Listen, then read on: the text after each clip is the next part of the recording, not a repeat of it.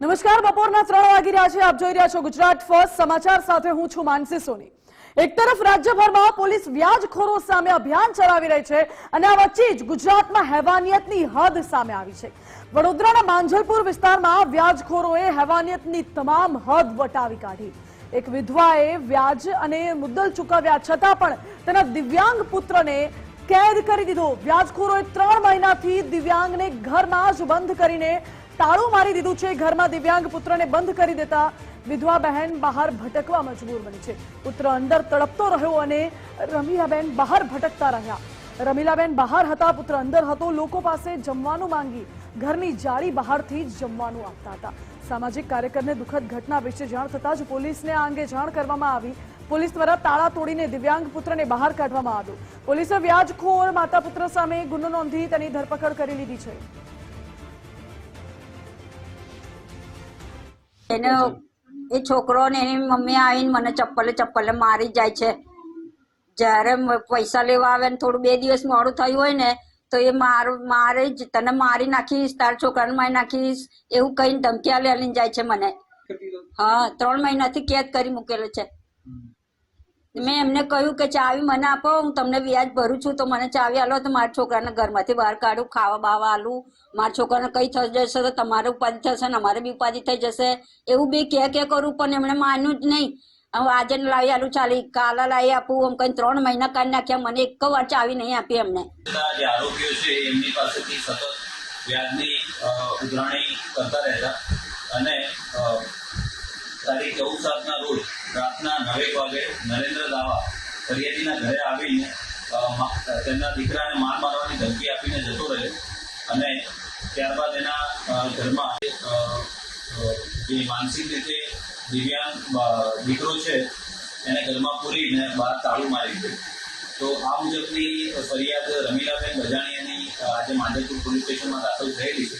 જેમાં ભારતીય ન્યાય સંહિતાની કલમ 308(2), 127(2) અને મની લેન્ડિંગ એક્ટની કલમ 40, 42 અને 44 મુજબ ગુનો દાખલ કરી આગળની તપાસ ચાલુ છે. એક છોકરાને 3 મહિનાથી પૂરી રાખ્યો છે અને એના મમ્મીને પણ ચંપલે જે વ્યાજ પર પૈસા આપનારી વ્યક્તિ છે એ અને એનો છોકરો આવીને મારતા હોય છે.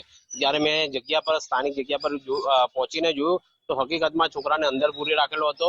2 ચેનથી 2 તારા મારેલા હતા અને જોયું તો છોકરાની મમ્મી જે છે એ પેલા વાડકી અને પેલા ચાનું બોટલમાં એ લોકોને ચા ને એવું બધું આપતા હતા. તો મેને જોઈને બહુ જ વધારે દુઃખ એટલા માટે થયું કે બેન એક વિધવા છે અને મેક્સિમમ સમજો કે ઘર કામ કરીને પોતાનું ગુજરાન ચલાવે છે અને આજથી 1.5 વર્ષ પહેલા એમને કઈ 70,000 ની આસપાસ લીધા હતા અને એના 1.5 લાખ રૂપિયા ચૂકવી પણ દીધા છે, પણ છતાંય હજુ વ્યાજનું એટલું બધું પ્રેશર કરે છે અને બેનને ચંપલે મારે છે. હેવાનિયતની તમામ હદ વટાવતી ઘટના સામે આવી છે. વડોદરાથી સંવાદદાતા જોડાઈ ગયા છે અલ્પેશ સુથાર. અલ્પેશ, વ્યાજખોરોનો આતંક છતાં પણ જોવા મળે છે, બીજી બાજુ પોલીસ વ્યાજખોરો વિરુદ્ધ અભિયાન ચલાવે છે, અને શું છે આ મુદ્દે આખી વિગતો? બિલકુલથી વાત કરવામાં આવે તો હૃદય કંપાવી નાખે એવી આખી આ જે ઘટના છે તે વડોદરા શહેરમાં બની છે. વડોદરા શહેરના માંજલપુર વિસ્તારમાં આવેલ તુલસીધામ સર્કલ છે ને ત્યાં વુડામાં રહેતા એક વિધવા મહિલા છે તેમજ તેના પુત્ર છે, તેની સાથે આ જે વ્યાજખોરો છે તેમના દ્વારા અત્યાચાર ગુજારવામાં આવ્યો હતો. આ જે વિધવા મહિલા છે તેમના દ્વારા આ જે વ્યાજખોરો છે તેમની પાસેથી 50,000 થી 70,000 રૂપિયા જેટલી રોકડ રકમ છે તે લેવામાં આવી હતી અને તેની સામે આ જે પરિવાર છે તેમણે 1.40 લાખ રૂપિયા એટલે કે મૂડી તેમજ જે વ્યાજ છે તે પણ ચૂકવી દીધું હતું. પરંતુ આ જે વ્યાજખોરો છે તેમને ક્યાંક ને ક્યાંક આટલી રકમથી સંતોષ ન થતો હતો અને તેમણે વધુ પૈસા છે તેમની માગણી છે તે સતત આ લોકો પાસે કરતા હતા. સતત આ પ્રકારની માગણીથી માતા છે તે પણ ક્યાંક ને ક્યાંક કંટાળ્યા હતા અને તેને લઈને વધુ પૈસાની માગણી છે તે સતત કરતા હતા. ત્યારબાદ આ જે માતા પાસે પૈસા ન હોવાથી ક્યાંક ને ક્યાંક તેઓ છે તે સતત વાયદા કરતા હતા અને વ્યાજખોરોએ આખરે કોઈ પણ રહેમ રાખ્યા વગર જે વિધવા મહિલા છે તેમનો પુત્ર છે તે ક્યાંક ને ક્યાંક માનસિક રીતે અસ્વસ્થ છે એટલે દિવ્યાંગ છે તેમ પણ કહી શકાય અને એ દિવ્યાંગ પુત્રને તેના જ ઘરમાં પૂરી અને બહારથી પોતાનું તાળું છે તે મારી દીધું હતું. 3 મહિનાથી આ જે વિધવા મહિલાનો પુત્ર છે તે અંદર હતો તેને બહાર પણ નહોતા નીકળવા દેતા. જે મહિલા છે તેઓ બહાર આડોશ પડોશમાંથી માંગી અથવા તો કોઈને રોડ પરથી માંગી અને ભોજન લાવી અને પોતાના દીકરાને તેમજ પોતે જમતા હતા.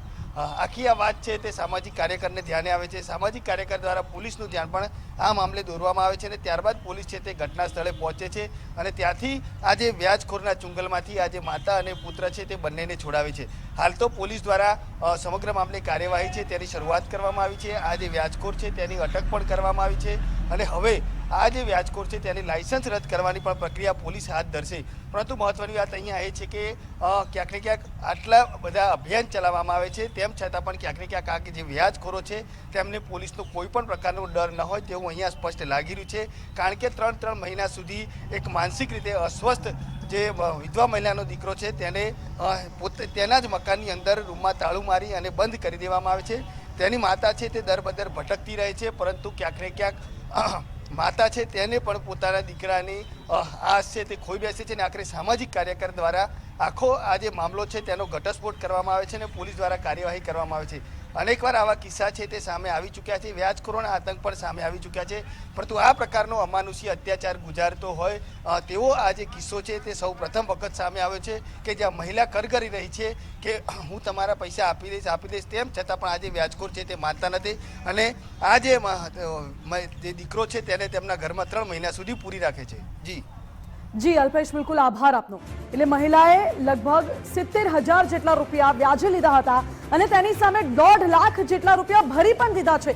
છતાં પણ વ્યાજખોરોનો ત્રાસ એટલો હતો કે મહિલાને ચપ્પલે મારતા હતા. એ મહિલા વિધવા છે અને ઘરકામ કરીને પોતાનું ગુજરાન ચલાવે છે. સાથે જ મહિલાને તેમના જ ઘરની બહાર કાઢી દીધા હતા. મહિલા પોતાના જ ઘરની બહાર ભટકવા મજબૂર બન્યા હતા. અને બીજી બાજુ મહિલાનો જે દિવ્યાંગ પુત્ર છે એ દિવ્યાંગ પુત્રને પણ વ્યાજખોરોએ ઘરની અંદર કેદ કરી દીધો હતો. અમારી સાથે સામાજિક કાર્યકર રવિરાજસિંહ જોડાઈ ગયા છે. રવિરાજસિંહ, આપનું સ્વાગત છે ગુજરાત ફર્સ્ટમાં. રવિરાજસિંહ, એક તરફ પોલીસ ગુજરાતભરમાં વ્યાજખોરો વિરુદ્ધ ડ્રાઈવ ચલાવી રહી છે અને વડોદરાની જે ઘટના છે તેના ઉપરથી જણાઈ આવે છે કે પોલીસની ડ્રાઈવનું કેવું પરિણામ આવ્યું છે? જી બિલકુલ, ખાસ કરીને વધારે કહીશ કે હમણાં મને જે વ્યાજખોરો છે એમનો ત્રાસ ખાઈ રહ્યા છે એ લોકોના કેટલા બધાના ફોન આવ્યા. અત્યારે મને કપુરાઈ ગામમાં મેં ઉભો છું એક ઝુંપડપટ્ટીમાં. ત્યાંથી અહીંયા 50 લેડીઝો ને છોકરાઓ અહીંયા ભેગા થયેલા છે અને અત્યારે એમને મારી રજૂઆત અત્યારે કરી રહ્યા છે. જો કદાચ મેં તમને વાત કરાવી શકું, તમે કહેતા હોય તો વાત કરાવો. અહીંયા સ્થાનિકની જે પરિસ્થિતિ છે, કે રીતના આ લોકો જીવન જીવે છે અને ઘરમાંથી જે અહીંયા મૂંગા નાના છોકરા છોકરીઓ છે એ લોકોને બી ચંપલે અને એનાથી મારે છે. પ્લસ વધુ કહું, અહીંના લેડીઝોથી લઈને બધાને ઘરેથી ઉચકી જાય છે. ઉચકી જઈને નાના છોકરાઓ હોય અને લોકોને જમવાનું બી નહીં આપતા. એટલો બધો ત્રાસ. અને બીજું મને એવી માહિતી મળી કે આ લોકો સરકારી કર્મચારી છે જે વ્યાજનું કરે છે. એ 5 જણા છે અને 5 જણા સરકારી અધિકારીઓ આના પર. અને બીજું સરકારી અધિકારી છે તો લોકોને લાયસન્સ કેવી રીતના મળે વ્યાજનું? અને વ્યાજનું લાયસન્સ મળે તો મળે, પણ એ લોકો આટલું ખરાબ ત્રાસ. અને એના પર ખાસ બીજું કહીશ કે નેતાઓ, જે મોટા નેતાઓ છે એ બી મને જાણકારી મળી કે નેતાઓનું બી આમાં મોટો સપોર્ટ છે, મોટો હાથ છે. અને નેતાઓ જ્યારે બી આ બેનને 20 ફરિયાદ થઈ છે, આ એક વિષય ગંભીર છે. 20 ફરિયાદ છતાં બી આ બેનને તૈયારીમાં છોડવામાં આવતું હોય તો આનાથી વધારે આપણા વડોદરા સંસ્કારી નગરી માટે આ એક કલંક કહેવાય. તો આવા કેટલાય લોકો હશે. અત્યારે તમે અહીંયા આ લોકોના મકાનો જોવે તો તાટપત્રી, પછી પેલા કપડા બપડા આ રીતે બાંધીને રહે છે. એ લોકો જોડે આટલો બધો ત્રાસ ગુજારી રહ્યા છે. અને મેડમ, રવિરાજસિંહ, આપે છે કહ્યું કે ઘણા બધા લોકો સાથે આ પ્રકારનું વર્તન થાય છે અને પાછળ કોઈ મોટો હાથ હોવાની પણ આપને આશંકા છે. તો શું આ બાબતે આપે પોલીસને જાણ કરી? હા, પોલીસને જાણ કરી, પણ મેં કહું છું કે જયારે પોલીસ એમનું કામ પરફેક્ટલી કરી રહી છે, પણ જયારે કોઈ નેતાનો ફોન જાય કે ત્યાં આગળ પોલીસ સ્ટેશનમાં, તો પોલીસ બી લાચાર થઈ જાય છે એ બારામાં. એટલે આ બહુ ગંભીર વિષય છે, કેમ કે પોલીસને બી એમનું કામ પરફેક્ટલી કરવા નથી દેતા. એટલે જો આ તપાસ, જો કદાચ આ મોટી તપાસ થાય તો બહાર આવશે કે છે અને સરકારી અધિકારીઓ છે. અત્યારે મેડમ, તમે કહેતા હોય તો અહીંયા સ્થાનિક લોકો મારી જોડે છે, જે મારી પાસે મને અહીંયા બોલાયો છે. કપુરાઈ રાઠોડ વાસ છે ત્યાં આગળ, બજાની આવાસ. તો એ લોકો બી મારી સાથે છે. તો તમે જો કહેતા હોય તો એમની સાથે વાત કરાવી શકું તમારી? બિલકુલ, અમે તમને કનેક્ટ કરશું એમની સાથેથી, કારણ કે અત્યારે તો આપ ફોન લાઈન પર અમારી સાથે કનેક્ટેડ છો, પરંતુ ફરી એકવાર આપની સાથે અમે કનેક્ટ કરશું એ બાબતને લઈને, કારણ કે સૌથી મોટો આ મુદ્દો છે. અને ખાસ કરીને જ્યારે આપ કહી રહ્યા છો કે પોલીસ અધિકારીઓ કોઈ એક્શન નથી લઈ શકતા, કારણ કે પાછળ રાજકીય નેતાઓનો હાથ હોઈ શકે છે અથવા તો કેટલાક સરકારી અધિકારીઓનો હાથ હોઈ શકે છે. રવિરાજસિંહ, આભાર આપનો હાલ અમારી સાથે જોડાવા માટે. એટલે સૌથી મહત્વની બાબત એ છે કે પોલીસ શા માટે કાર્યવાહી નથી કરતી, કે પછી એવા કયા સરકારી અધિકારીઓ છે જે આ પ્રકારના ધંધા સાથે જોડાયેલા છે?